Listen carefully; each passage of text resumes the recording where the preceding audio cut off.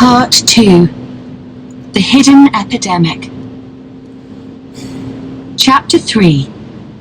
Epstein-Barr virus, chronic fatigue syndrome, and fibromyalgia. The Epstein-Barr virus, EBV, has created a secret epidemic. Out of the roughly 320 million people in the US, over 225 million Americans have some form of EBV. Epstein-Barr is responsible for mystery illnesses of every category. For some people, it creates fatigue and pain that go unnamed. For others, EBV symptoms prompt doctors to prescribe ineffective treatments, such as hormone replacement. And for so many people walking around with EBV, it gets misdiagnosed. Among the reasons EBV is thriving, so little is understood about it.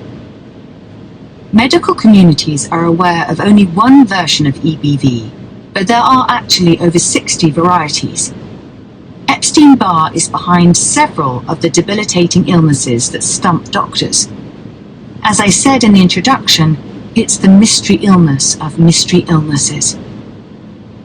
Doctors have no idea how the virus operates long-term and how problematic it can be. The truth is, EBV is the source of numerous health problems that are currently considered mystery illnesses, such as fibromyalgia and chronic fatigue syndrome. EBV is also the cause of some major maladies that medical communities think they understand but really don't, including thyroid disease, vertigo, and tinnitus.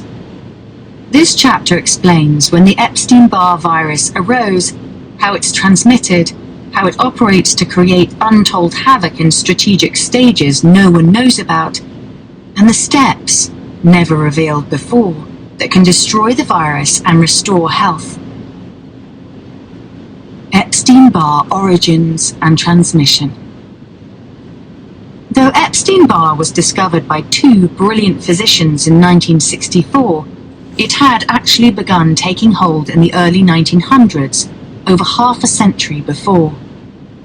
EBV's initial versions, which are still with us, are relatively slow to act and might not even create notable symptoms until late in life. Even then, they're only mildly harmful. Many people have these non-aggressive EBV strains. Unfortunately, EBV has evolved over the decades, and each generation of the virus has grown more challenging than the one before. Until the publication of this book, those with EBV would typically be stuck with it for the rest of their lives. Doctors seldom recognize EBV as the root cause of the myriad of problems it creates. Plus, doctors have no idea how to address the Epstein-Barr virus even when it is recognized. There are many ways to catch EBV. For example, you can get it as a baby if your mother has the virus. You can also get it through infected blood. Hospitals don't screen for the virus, so any blood transfusion puts you at risk. You can even get it from eating out. That's because chefs are under tremendous pressure to get dishes prepared quickly. They often end up cutting a finger or hand, slapping on a band-aid and continuing to work. Their blood can get into the food, and if they happen to have EBV during a contagious phase, that can be enough to infect you. Transmission can also happen through other bodily fluids, such as those exchanged during sex. Under some circumstances, even a kiss can be enough to transmit EBV. Someone with the virus isn't contagious all the time, though.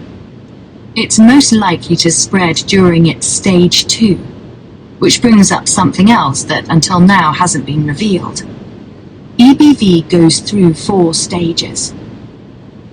Epstein-Barr Stage 1. If you catch EBV, it goes through an initial dormant period of floating around in your bloodstream, doing little more than slowly replicating itself to build its numbers, and waiting for an opportunity to launch a more direct infection. For example, if you physically exhaust yourself for weeks and give yourself no chance to fully recover, or allow your body to become deprived of essential nutrients such as zinc, or vitamin B12, or undergo a traumatic emotional experience such as a breakup or the death of a loved one, the virus will detect your stress-related hormones and choose that time to take advantage. EBV will also often act when you're undergoing a major hormonal change, for example, during puberty, pregnancy, or menopause. A common scenario is when a woman goes through childbirth. Afterwards, she may feel various symptoms, including fatigue, aches and pains, and depression. In this case, EBV isn't exploiting your weakness, but the fact that hormones are a powerful food source for it. Their abundance acts as a trigger. The hormones flooding through your body effectively does for the virus what spinach does for Popeye. EBV is inhumanly patient. This stage 1 period of fortifying itself and waiting for an ideal opportunity can take weeks, months, or even a decade or longer, depending on a variety of factors. The virus is especially vulnerable during stage 1. However, it's also undetectable through tests and causes no symptoms, so you normally wouldn't know to fight it because you wouldn't be aware it was there. Epstein-Barr Stage 2. At the end of Stage 1, the Epstein-Barr virus is ready to do battle with your body. That's when EBV first makes its presence known, by turning into mononucleosis. This is the infamous mono that we all grow up hearing about as the kissing disease. It's what thousands of college students contract every year when they run themselves down with all-night partying and studying. Medical communities are unaware that every case of mononucleosis is only stage 2 of EBV. This is the period when the virus is most contagious. It's therefore advisable to avoid getting exposed to blood, saliva, or other bodily fluids from someone who has mono, or to avoid exposing anyone to your fluids if you have mono.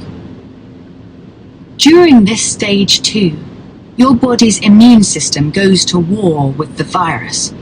It sends identifier cells to tag virus cells, that is, place a hormone on them that marks them as invaders. It then sends soldier cells to seek out and kill the tagged virus cells.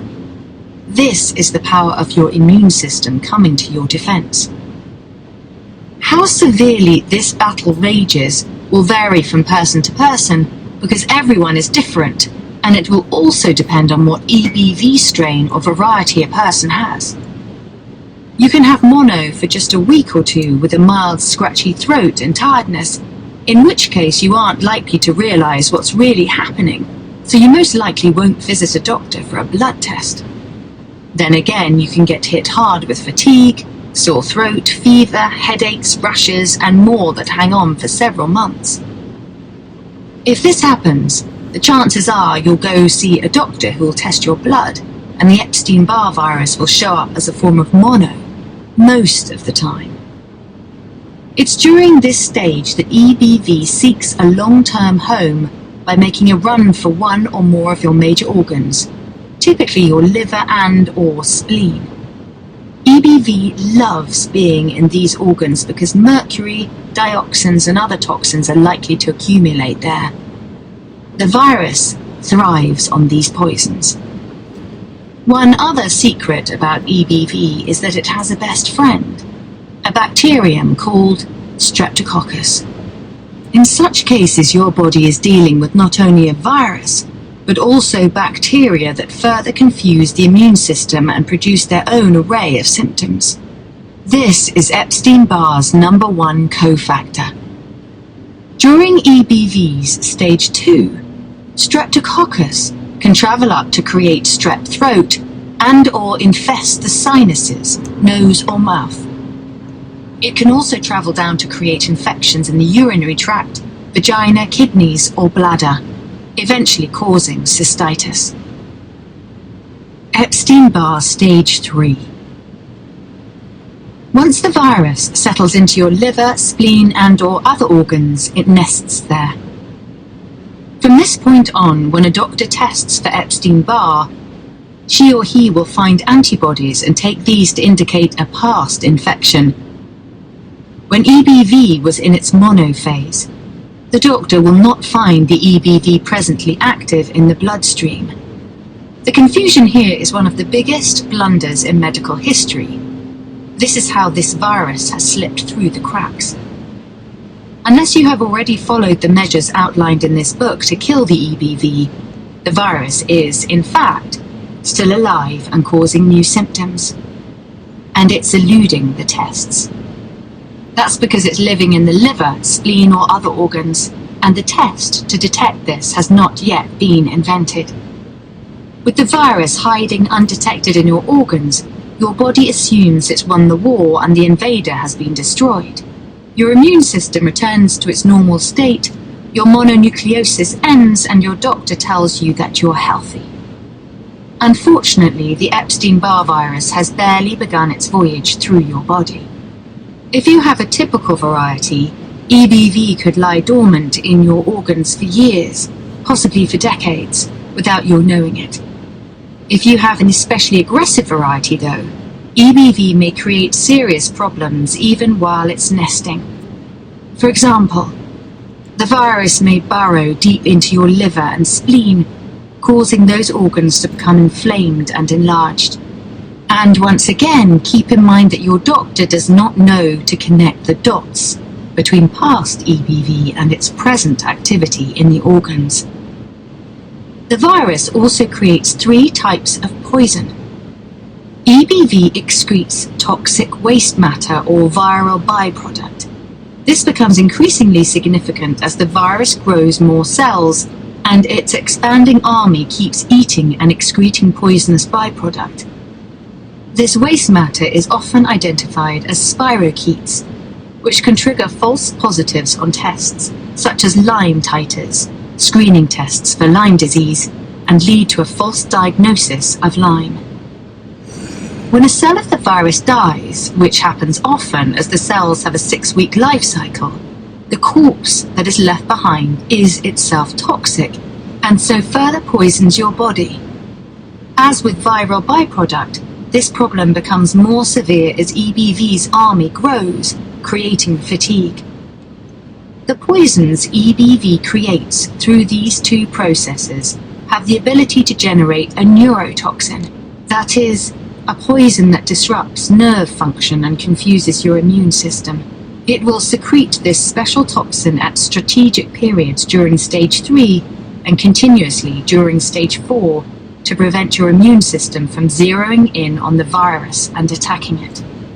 The issues that may result from an aggressive variety of EBV nesting in your organs include your liver performing so sluggishly that it does a poor job of flushing toxins out of your system, hepatitis C, EBV is actually the primary cause of hepatitis C, your liver's sluggish performance leading to the lowering of your stomach's hydrochloric acid, and your intestinal tract starting to become toxic. This in turn can result in some food not being fully digested and instead putrefying in your intestinal tract, resulting in bloating and/or constipation. You're developing sensitivities to food that never caused you problems before.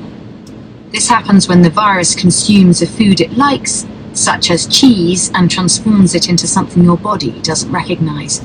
The virus bides its time until it senses stress-related hormones, indicating you're in an especially vulnerable state, say as a result of burning the candle at both ends, enduring a severe emotional blow, or suffering a physical jolt such as being in a car accident, or when it senses you're undergoing hormonal upheaval such as during pregnancy or menopause.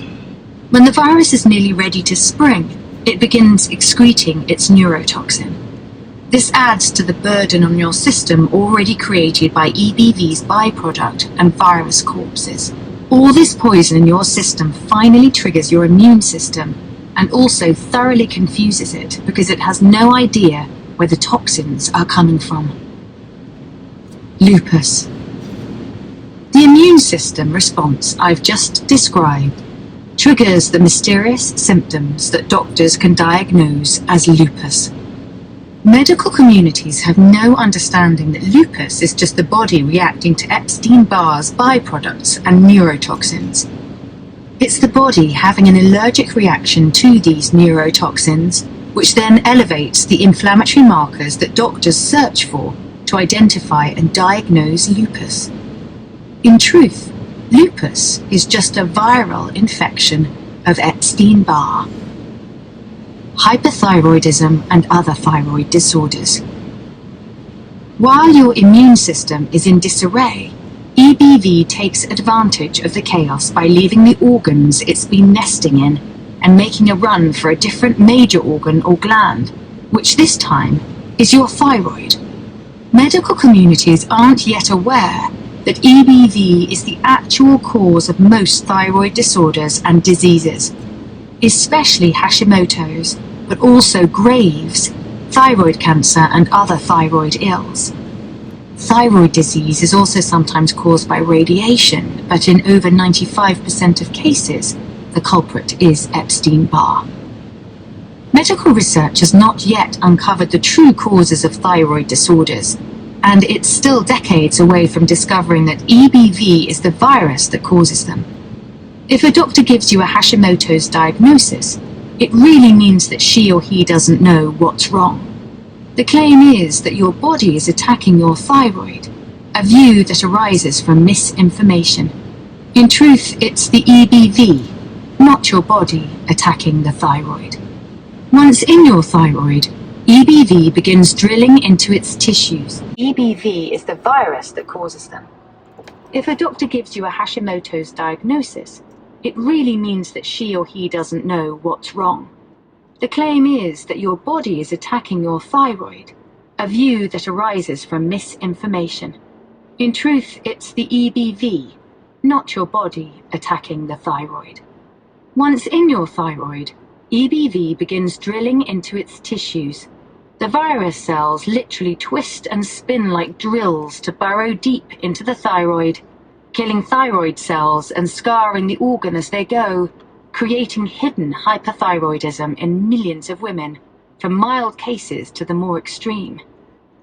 Your immune system notices this and tries to intervene, causing inflammation, but between EBV's neurotoxin, viral byproduct, and poisonous corpses confusing things, and with EBV hiding in your thyroid, your immune system can't tag the virus for complete destruction.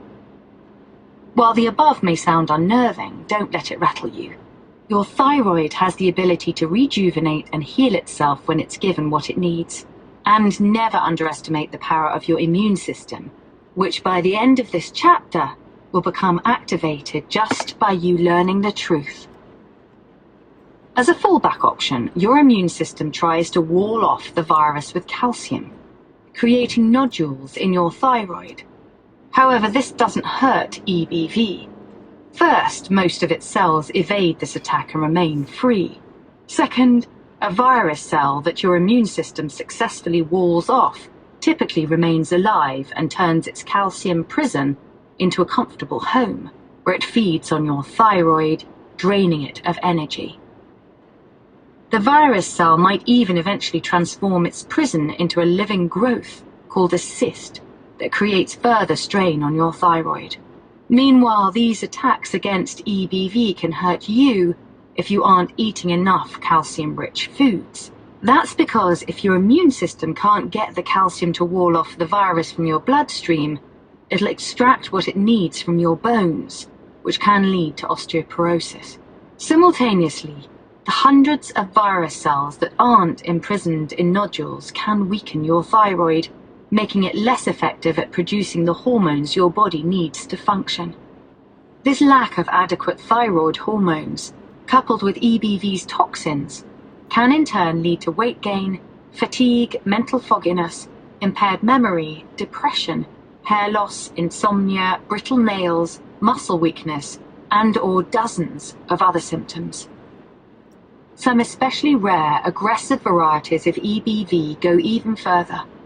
They create cancer in the thyroid. The rate of thyroid cancer in the US has been rising rapidly.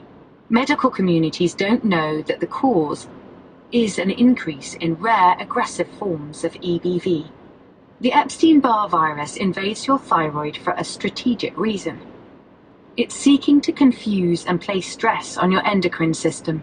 The strain on your adrenal glands produces more adrenaline, which is a favored food of EBV that makes it stronger and better able to go after its ultimate target, your nervous system. Epstein-Barr Stage 4. The ultimate goal of the Epstein-Barr virus is to leave your thyroid and inflame your central nervous system.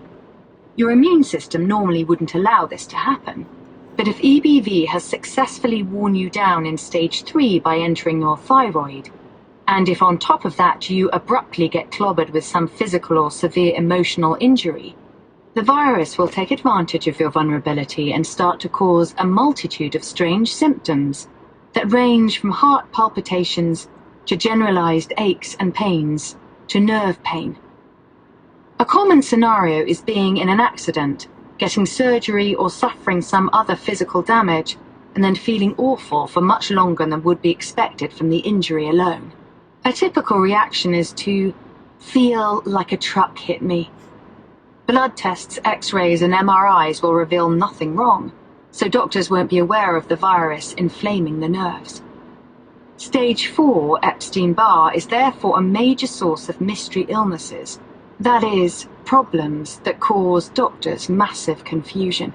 What's actually happening is that your injured nerves trigger an alarm hormone to notify your body that the nerves are exposed and need repair. In Stage 4, EBV detects that hormone and rushes over to latch onto those damaged nerves. A nerve is similar to a string of yarn with little root hairs hanging off it. When the nerve is injured, the root hairs pop off the sides of the nerve sheath. EBV looks for those openings and grabs onto them. If it succeeds, it can keep the area inflamed for years. As a result, you can have a relatively small injury that remains flared up and causes you continual pain. The issues that result from this viral inflammation can include muscle pain, joint pain, painful tender points, back pain, tingling and/or numbness in the hands and feet, migraines, ongoing fatigue, dizziness, eye floaters, insomnia, unrestful sleep, and night sweats. Patients with these issues are sometimes diagnosed as having fibromyalgia, chronic fatigue syndrome, or rheumatoid arthritis, all of which are collections of symptoms that medical communities admit they don't understand and for which they have no cure. In such cases, the patients are given inappropriate treatments that don't begin to address the real culprit, because these mystery illnesses are really Stage 4 Epstein-Barr.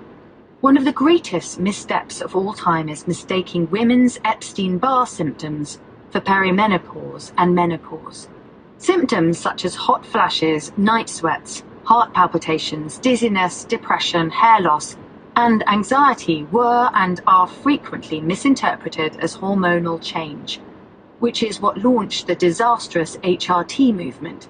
To learn more, see Chapter 15, Premenstrual Syndrome and Menopause.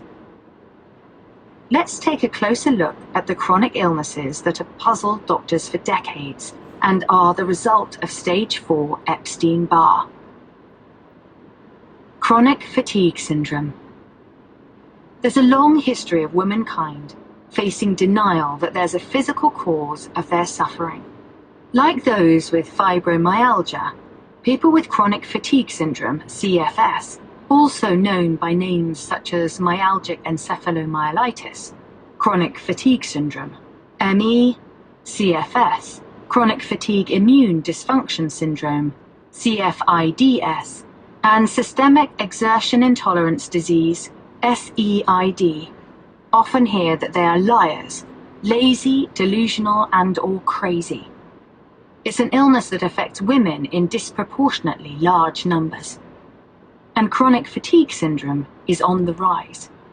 It's becoming common for young women in college to return home mid-semester with the condition, unable to do anything but lie in bed.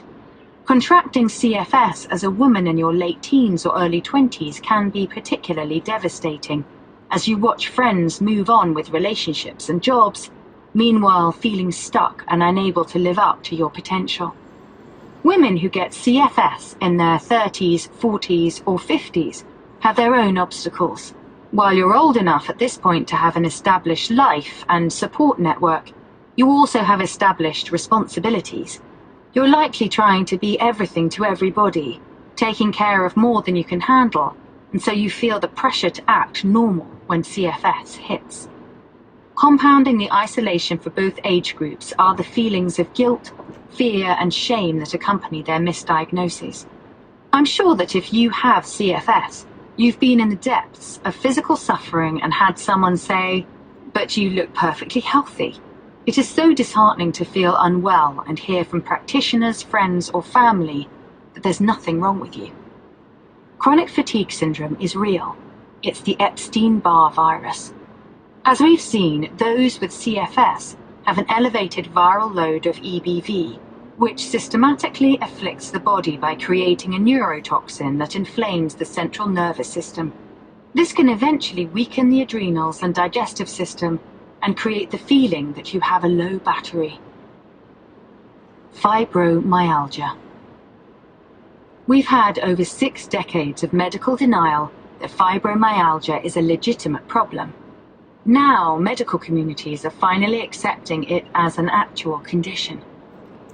The best explanation doctors are given by the establishment, though, is that fibromyalgia is overactive nerves. What this really translates to is, no one has a clue. It's not the doctor's fault. There's no magic book they receive that tells them what will help their fibromyalgia patients, or what is genuinely causing their pain. The medical system is still years from discovering the illness's true root, because it's viral and it takes place at a nerve level that medical tools currently can't detect. Those suffering from fibromyalgia are under a very real and debilitating attack.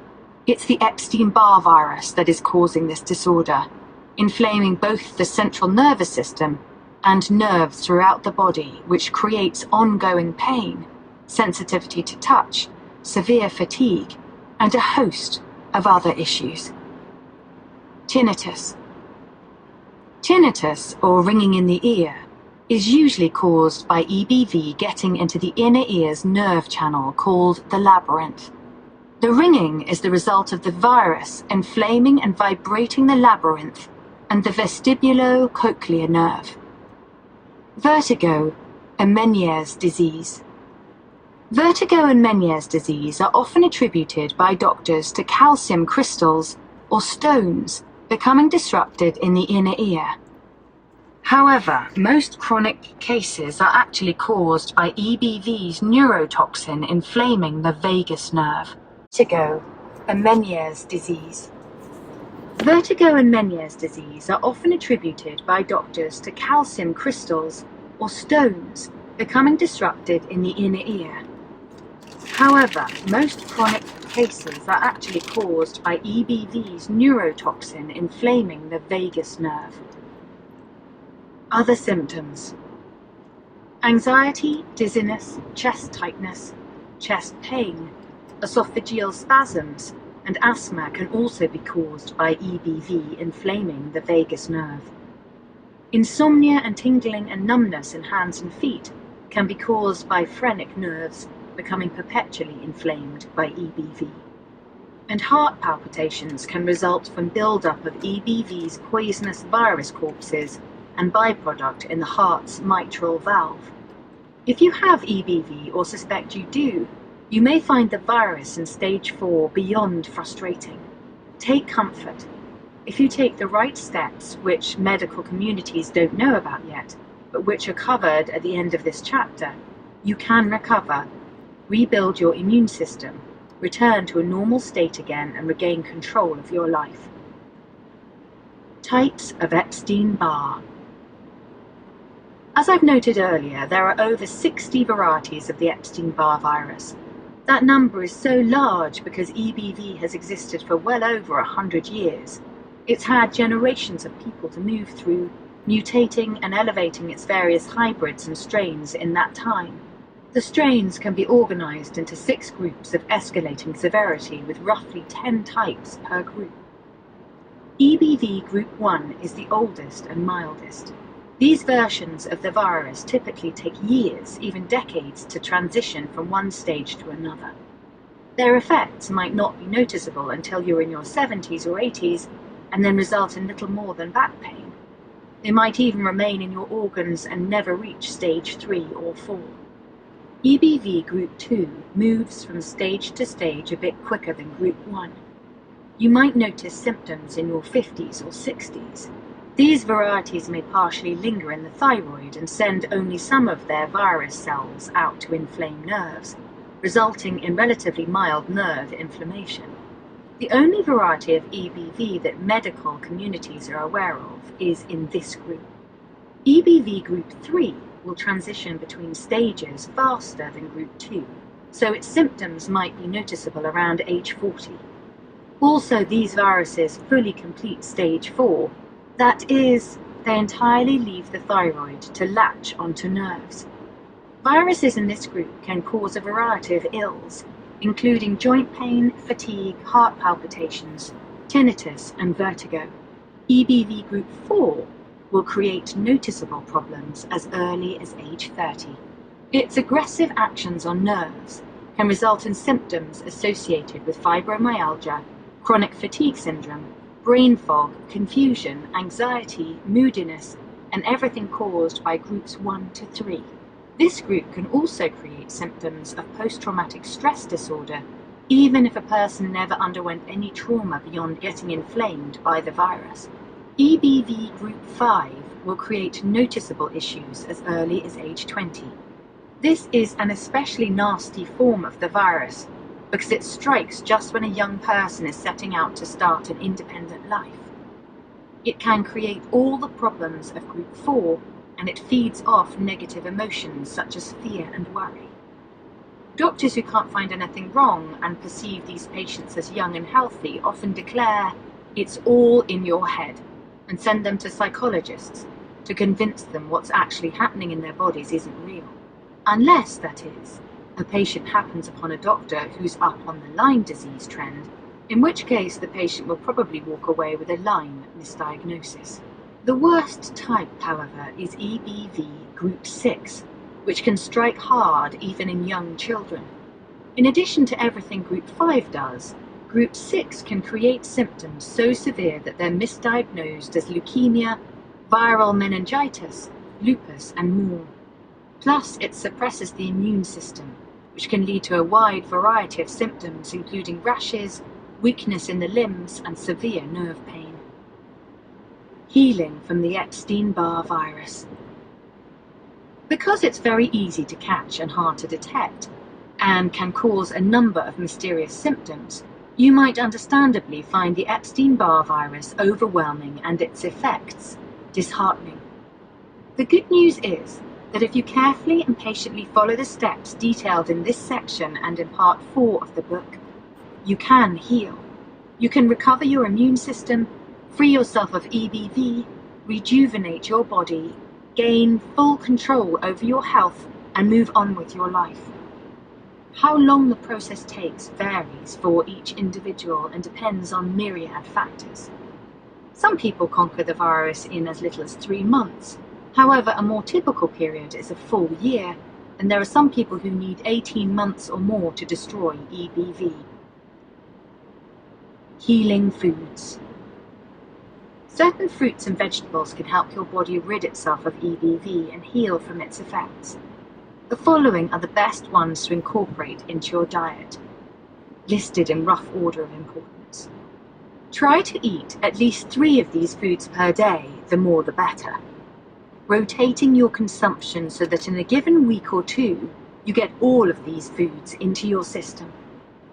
Wild blueberries help restore the central nervous system and flush EBV neurotoxins out of the liver. Celery strengthens hydrochloric acid in the gut and provides mineral salts to the central nervous system. Sprouts, high in zinc and selenium to strengthen the immune system against EBV. Asparagus cleanses the liver and spleen, strengthens the pancreas. Spinach creates an alkaline environment in the body and provides highly absorbable micronutrients to the nervous system. Cilantro removes heavy metals such as mercury and lead, which are favoured foods of EBV. Parsley removes high levels of copper and aluminium, which feed EBV. Coconut oil, antiviral and acts as an anti-inflammatory. Garlic, antiviral and antibacterial that defends against EBV. Ginger helps with nutrient assimilation and relieves spasms associated with EBV. Raspberries, rich in antioxidants to remove free radicals from the organs and bloodstream. Lettuce stimulates peristaltic action in the intestinal tract and helps cleanse EBV from the liver. Papayas restore the central nervous system, strengthen and rebuild hydrochloric acid in the gut. Apricots, immune system rebuilders that also strengthen the blood. Pomegranates help detox and cleanse the blood as well as the lymphatic system. Grapefruit, rich source of bioflavonoids and calcium to support the immune system and flush toxins out of the body. Kale, high in specific alkaloids that protect against viruses such as EBV. Sweet potatoes help cleanse and detox the liver from EBV byproducts and toxins. Cucumbers strengthen the adrenals and kidneys and flush neurotoxins out of the bloodstream. Fennel contains strong antiviral compounds to fight off EBV. Healing herbs and supplements. The following herbs and supplements, listed in rough order of importance, can further strengthen your immune system and aid your body in healing from the virus's effects. Cat's claw, herb that reduces EBV and cofactors such as strep A and strep B. Silver hydrosol lowers EBV viral load. Zinc strengthens the immune system and protects the thyroid from EBV inflammation. Vitamin B12 as methylcobalamin and/or adenosylcobalamin strengthens the central nervous system. Licorice root lowers EBV production and strengthens the adrenals and kidneys. Lemon balm, antiviral and antibacterial, kills EBV cells and strengthens the immune system. 5-MTHF, 5-methyltetrahydrofolate, helps strengthen the endocrine system and central nervous system. Selenium strengthens and protects the central nervous system. Red marine algae, powerful antiviral that removes heavy metals such as mercury and reduces viral load. L-lysine lowers EBV load and acts as a central nervous system anti-inflammatory. Spirulina, preferably from Hawaii, rebuilds the central nervous system and eliminates heavy metals. Ester C strengthens the immune system and flushes EBV toxins from the liver. Nettle leaf provides vital micronutrients to the brain, blood, and central nervous system. Monolaurin, antiviral, breaks down EBV load and reduces cofactors. Elderberry, antiviral, strengthens the immune system. Red clover cleanses the liver, lymphatic system, and spleen of neurotoxins from EBV. Star anise, antiviral, helps destroy EBV in the liver and thyroid.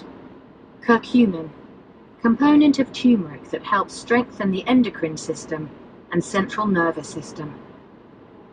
Case history. A career almost lost to Epstein-Barr. Michelle and her husband Matthew both had high-paying corporate jobs. Michelle was a star at her firm and made a point of going to work throughout her pregnancy, leaving only when she was about to go into labor. After giving birth, Michelle instantly fell in love with her new son, Jordan. She couldn't have been happier. I have it all now, she thought. A career I love and a family I love even more. But Michelle's bright future started to dim when she was struck with a fatigue she couldn't shake. No matter how many vitamins she took or how much she exercised, she felt run down all the time. So Michelle visited her doctor. After giving her a physical, he dismissed her concerns. "You look fine to me. It's natural for a new baby to be exhausting. Just get more sleep and don't worry about it." Michelle took care to sleep more. After another week, she felt worse than ever. Suspecting a post-pregnancy issue, Michelle went to see her OBGYN. This doctor drew her blood for a number of tests, including several for thyroid disease. When the lab results came in, the OBGYN correctly diagnosed Michelle as having Hashimoto's. That is, her thyroid was no longer producing the level of hormones needed. Michelle was put on thyroid medication to get her hormone levels back to normal. This made her feel a little better, though not quite as well as she had before her pregnancy. She had been aiming to return to work a month after having her son, and now she had to postpone those plans.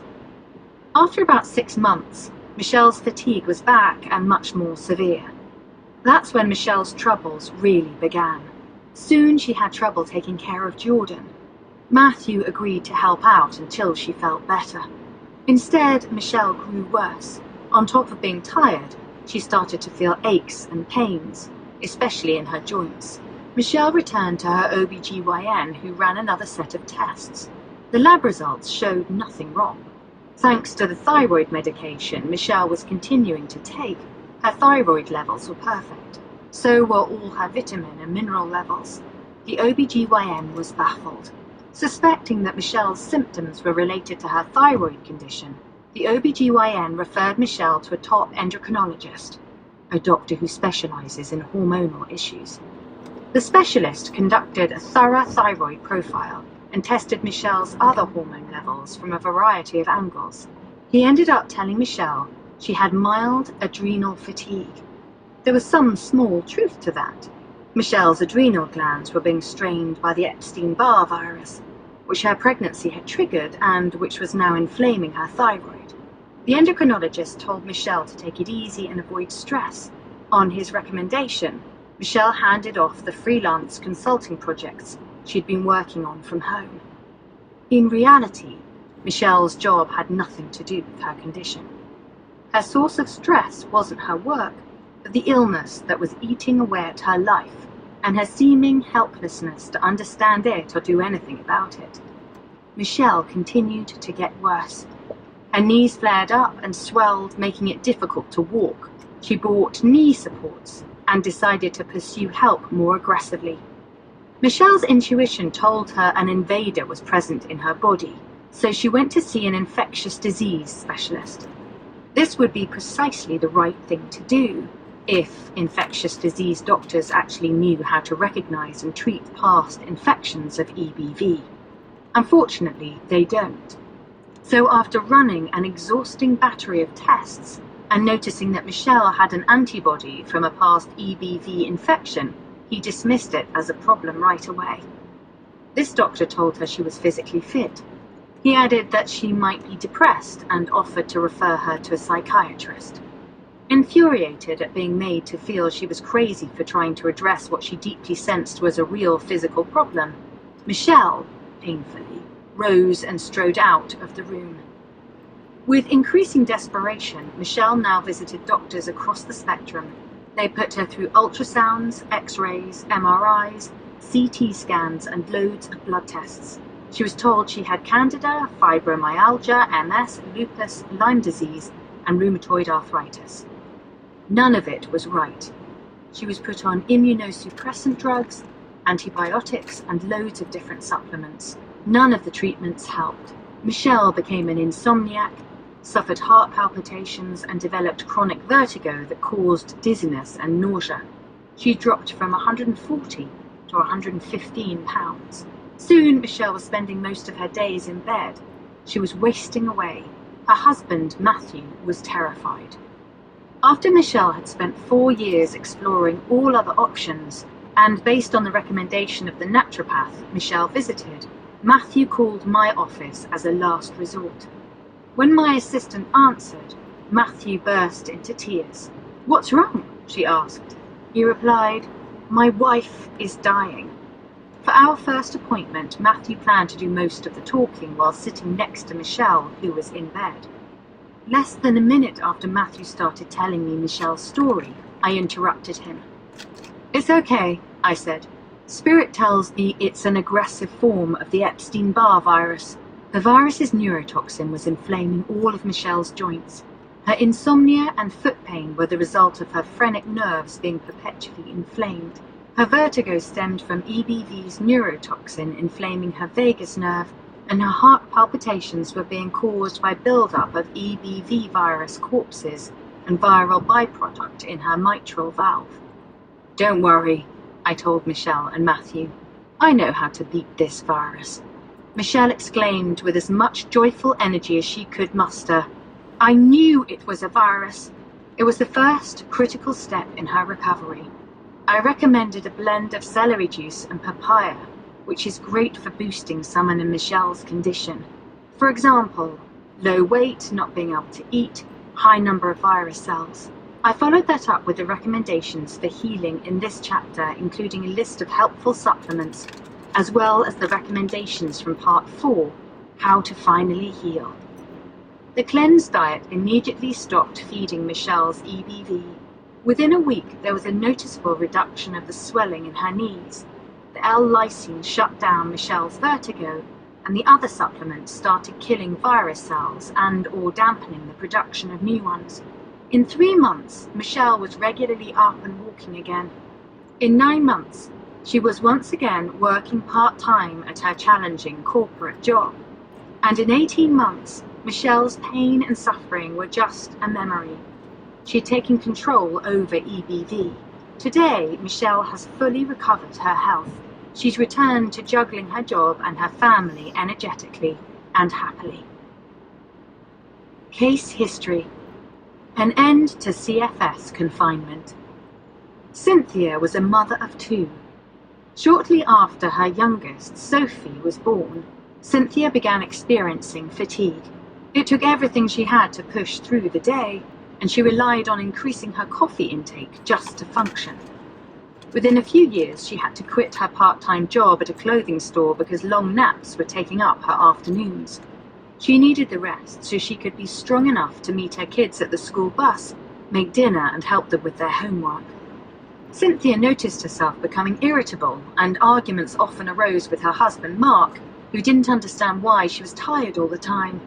After all, the tests that Cynthia's doctor had run indicated nothing was wrong.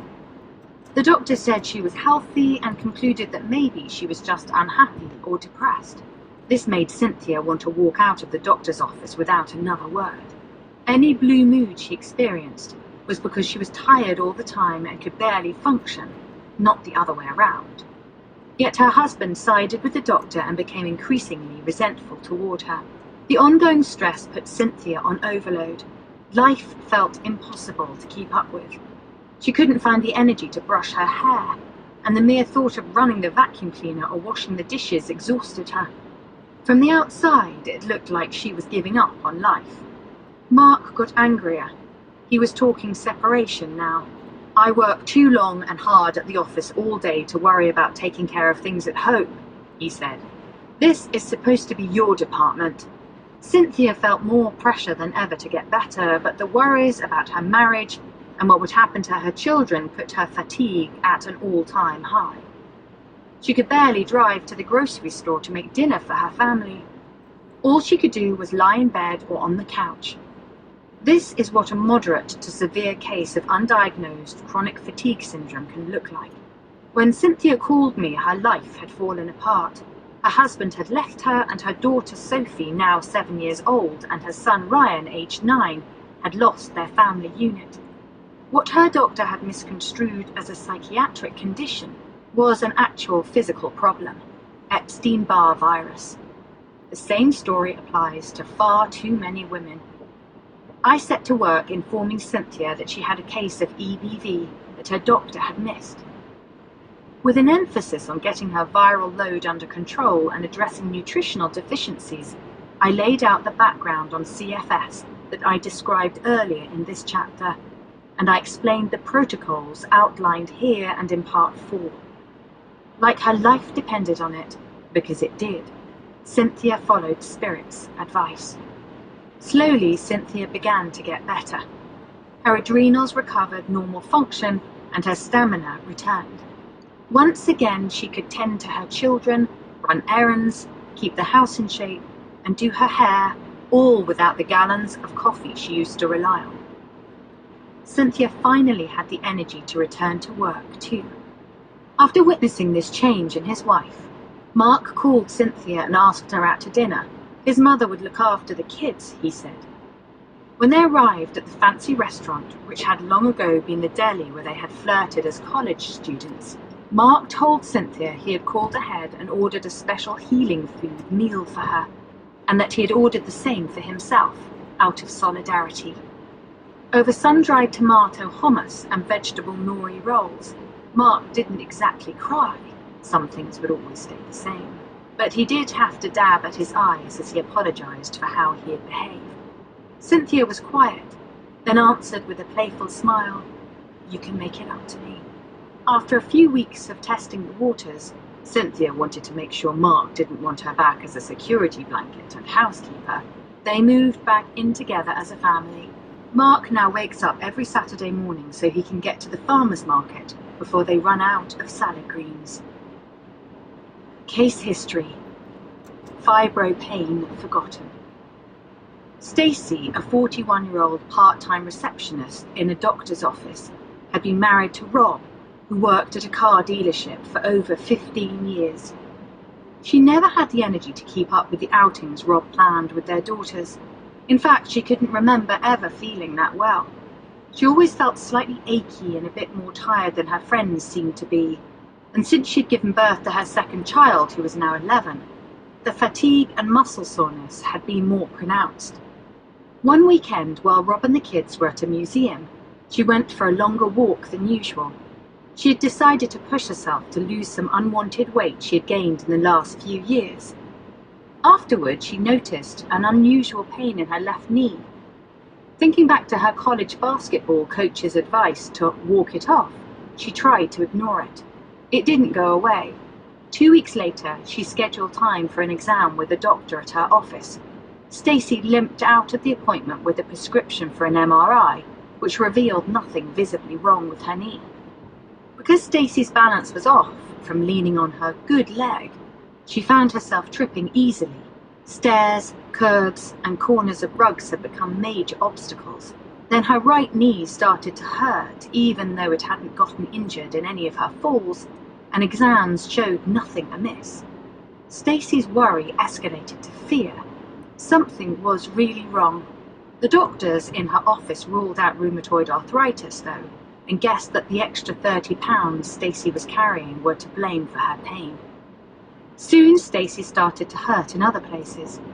Now she couldn't raise her hands over her head without her arms and neck hurting. She was unable to work anymore, and depression set in as she started to spend hours at home on the sofa. At night, Rob would make dinner for the family and send their daughter to serve Stacey her plate of food on the couch. A specialist concluded that Stacey had fibromyalgia. When Stacey asked what caused it, the doctor responded, "We don't know. It's what we think is oversensitive nerves." This should help, though. She handed Stacey a prescription for a medicine popular for treating depression and fibromyalgia pain. At her next visit to the specialist, when Stacey reported no progress, the doctor referred her to me. After I explained what her fibromyalgia really was, that the real cause was the Epstein-Barr virus, and that it had been in her system since childhood, Stacey recalled having a bout of mononucleosis at age 14. She finally felt she had a real answer. She understood now that poor diet, nutritional deficiencies, and increased stress had triggered the formerly dormant EBV to surface as fibromyalgia. Not knowing what was wrong with her, the powerlessness, had been scarier than knowing the true cause. The mystery of her mystery illness had been the hardest part. Now she had direction and felt confident in her ability to heal. Within 6 months of our first call, following the same suggestions I describe in this chapter and part 4, How to Finally Heal, she was free from fibromyalgia, back to work and living life again. She told me she felt happier and healthier than ever, and that she had planned the next family outing, apple picking at an organic orchard. Knowledge is power. The first step of the healing process is to know the cause of your suffering is Epstein-Barr and to realize it's not your fault. Your EBV-related health problems aren't the result of anything you did wrong or any moral failing. You didn't make this happen, and you're in no way to blame. You did not manifest this. You did not attract this. You're a vibrant, wonderful human being, and you have every God-given right to heal. You deserve to heal. Much of EBV's effectiveness stems from hiding in the shadows, so that neither you nor your body's immune system can sense its presence. This not only allows it to commit its mayhem unchecked, it leads to negative emotions such as guilt, fear, and helplessness. Now things are different for you. If you have EBV, you now have a mind-body understanding of what's causing your health problems. From this alone, your immune system will strengthen and the virus will naturally weaken. So when it comes to fighting EBV in a very real sense, knowledge is power. Chapter 4. Multiple Sclerosis. Since medical science first identified multiple sclerosis, MS, grave confusion has accompanied the condition. Every year, far too many people receive an MS misdiagnosis. In the 1950s, 1960s, and early 1970s. It ended, right? Chapter 5? That's all you wanted? Thank you. You're welcome. Sorry for